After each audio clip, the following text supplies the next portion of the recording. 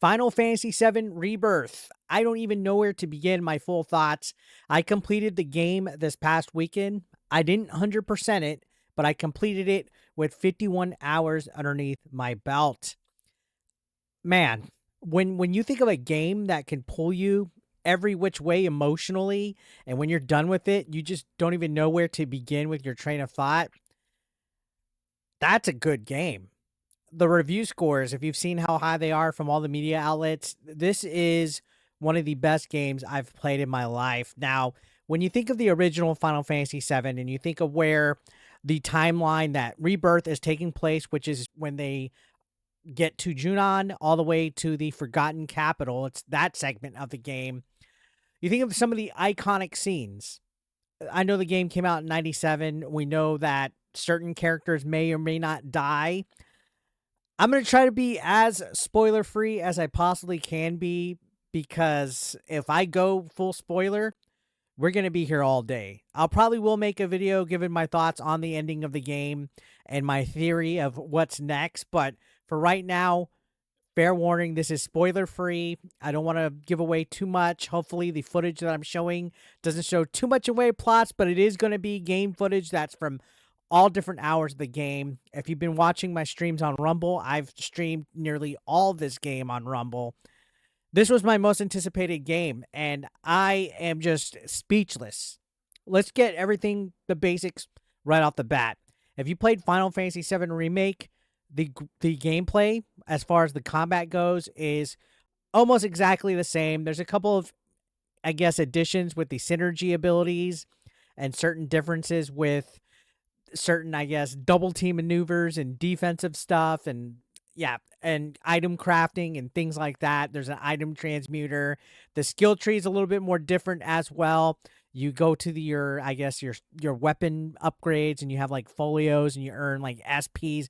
It's a little bit different, but for the most part, if you play Remake, you're gonna be in here like a duck in water. It's pretty much the same combat mechanics.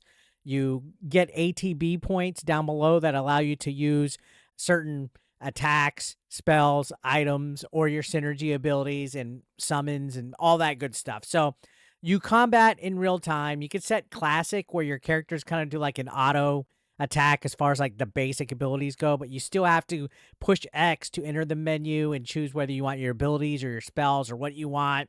There's also a shortcut for your abilities and different things that you can set as far as combat goes. I know that this new style of combat that they did for the remakes, not everybody likes. I got used to it. I prefer this now. Sometimes the old school turn-based, where your characters are just on one side of the screen and the enemies are there and you take turns, it's a little too slow for me. I like the fast, action-packed combat that this game has. So yeah, Final Fantasy VII Rebirth has basically overall the same gameplay mechanics as Remake, but the one shining thing here is that it's expanding more. It's again, it's covering a good portion of the rest of the world that Midgar inhabited on. So you get to see different cities like under Junon. You get to see Junon.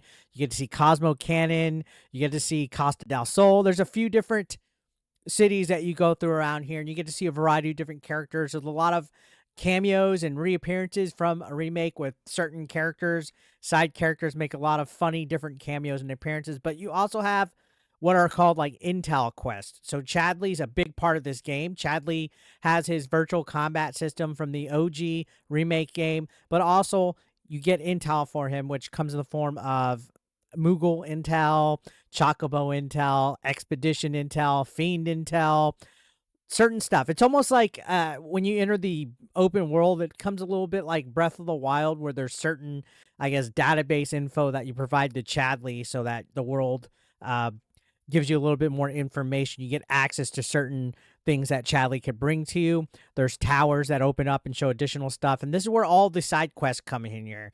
I didn't do too many of the side quests. There are bulletin boards in each of the areas that give you access to more important side quests that can help your affinity with your teammates. Yeah, there's a affinity relationship mechanic that this game has. And I'm not getting into spoilers, but it can affect certain outcomes and certain quests later on in the game to how close you are to certain individuals in your party. So if you're a completionist and you want to get 100% on this, you are going to have quite a bit. I didn't get 100% on here, and I still clocked in 51 hours, and that's with doing a few of these missions that are on the side and the main campaign. Now, as far as leveling up and stuff like this, your characters can level up to level 70, which is 20 more than what was on Remake. So there's quite a bit here. It justifies the open world aspect. I will say this though, the open world is not as big as I had hoped. Yeah, it's huge, but you're kind of like contained to one area depending where you're at as far as a chapter goes. So let's say you're in chapter 8, you're kind of locked in as far as fast travel goes. You're not able to go to, previous regions that you're able to go. So it's not a true open world where you have the entire world map to explore and look at. I'm hoping in the third installment they just open it up completely where you can go back and forth freely. But in this one, depending on what chapter you're in, you're confined to a certain area. Fast travel won't be available for a good chunk of whatever story you're in. So it kind of still has a little bit of a linear aspect, especially once you get into the middle of a quest line. Like, let's say you get to a certain area, you have to accomplish the goal before it opens back up.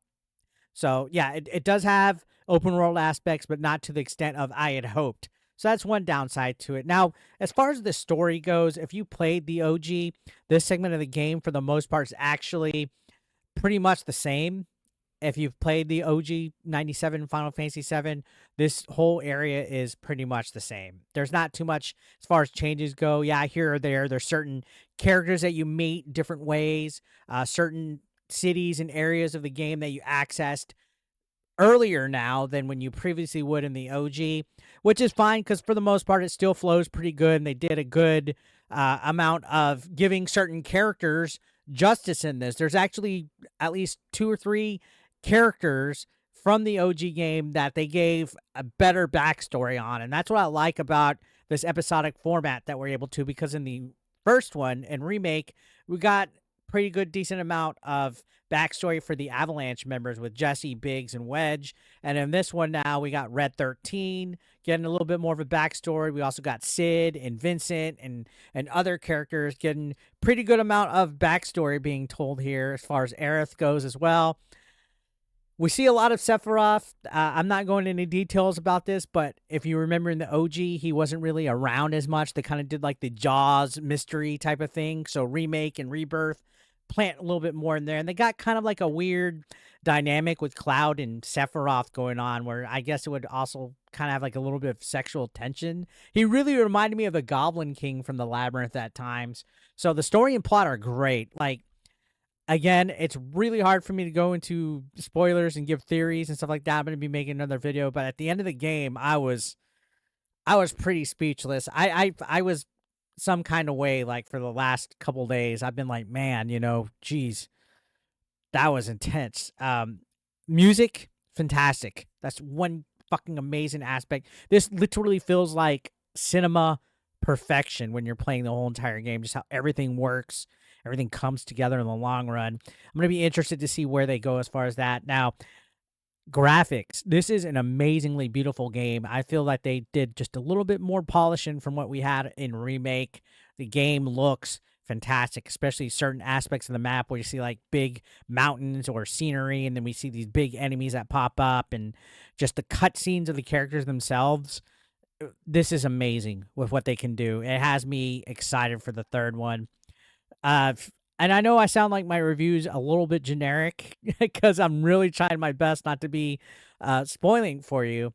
And hopefully you guys find the time. I know a lot of you guys didn't tune into my stream because y'all wanted to experience the game for yourselves. But I hope you guys feel the same way about the game as I do, that this was literally, it felt like a cinematic masterpiece, like nothing that I've ever played before. And again, like as far as the mechanics and the gameplay and everything like that, it pretty much, if you played Remake, you're going to be able to figure this out, other than the synergy abilities being placed on top of this. As far as things go that I didn't like about the game, I didn't like small little things. I felt that there was a lot of padding added on. Like if you play the OG, you're like coasting by certain aspects of the game. I was playing OG Final Fantasy 7 Sunday night, and I was like, wow, just in Remake alone, they padded so much with the escape to Midgar thing. Like within the first hour in the OG 97 game, you can get from the beginning of Sector 5 to Wall Market within an hour. But in Remake, that's like a good 4 or 5 hours of gameplay. So, yeah, in Rebirth, they also padded a lot. And at times, it could be really good, especially when it adds to the overall lore. But then there's also padding with certain, I guess, redundant and tedious intel quests and side quests that feel just kind of like dumb. Like if you have to like rescue some chickens and send them back to a chicken coop, that's actually one. I'm sorry if that's a spoiler. Um, there was a little bit in way of like cutscenes and walking in areas where you kind of go like slow walking. I know RGT85 mentioned that. A lot of slow walking segments, especially the prologue. If you played the Rebirth demo, thank God that save file transfers over to the final game, because that Nibelheim prologue where you, Sephiroth, and Tifa go to that Mako reactor, and there's a lot of slow walking and a lot of like explanation of how the combat works and stuff. The first 2 hours or so of this game are actually really fucking slow. I'd say the first 2 hours feel like a super huge tutorial, but once you get past it, man, once you get to like chapter 3 and 4, this game really becomes a fucking banger, and there's just so much to see and so much to do, which is refreshing. And I want to see them build upon this for the third one, but open it up even bigger. Uh, Thankfully, I think they have a good chunk of the world map already completed. They got a lot of the assets as far as the characters and the enemies and the music and everything. So I don't see the third installment taking 4 years to come out. In a perfect world, I say they would have that out in about 2. Let's hope. Maybe 3 tops.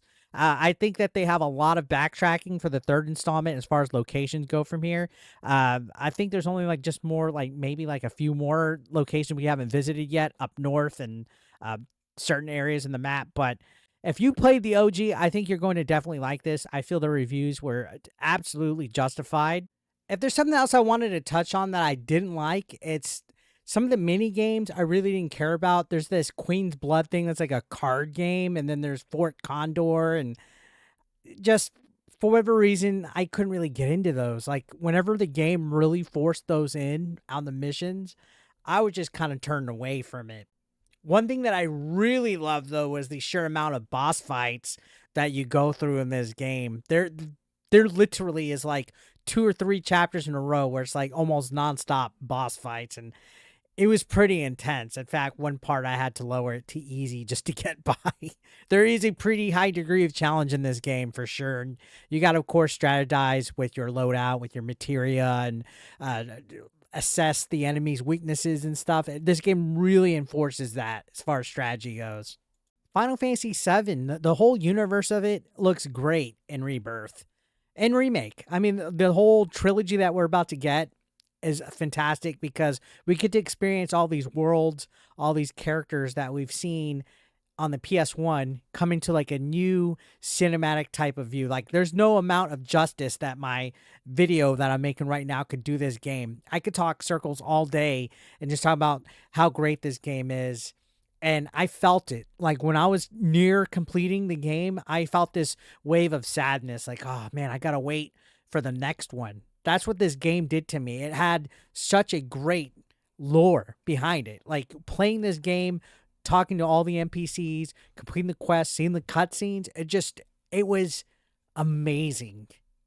Combat felt great. I can't give this game justice. Like honestly, this is easily one of the best games. Not just this. I mean, it's only March, but so far in 2024, this is the best game I've played, and I would dare say this is probably one of the best games I've played in the last 5 years. That's how great it is. If I'm utterly speechless at what this game has to offer. Like every segment, every town that you go into, it has its own feeling. And all the characters that you interact with and just the mystery of what's going on and making your way towards the end game. It really feels like you're on an adventure. And not many games could capture this. And I feel Rebirth, they did it perfectly. This does the OG 97 Final Fantasy 7 some serious justice. And man, I'm gonna have to make the spoiler video so I can sit here and just talk about it. So I want to know what you guys have to say as far as the game goes. near perfection. This is already my game of the year candidate, and I know it's kind of like a generic sounding game review, but man, I words cannot do justice to how I feel about this game. So let me know your thoughts, guys, down below. I try to be as spoiler free as possible. Hopefully, I did it.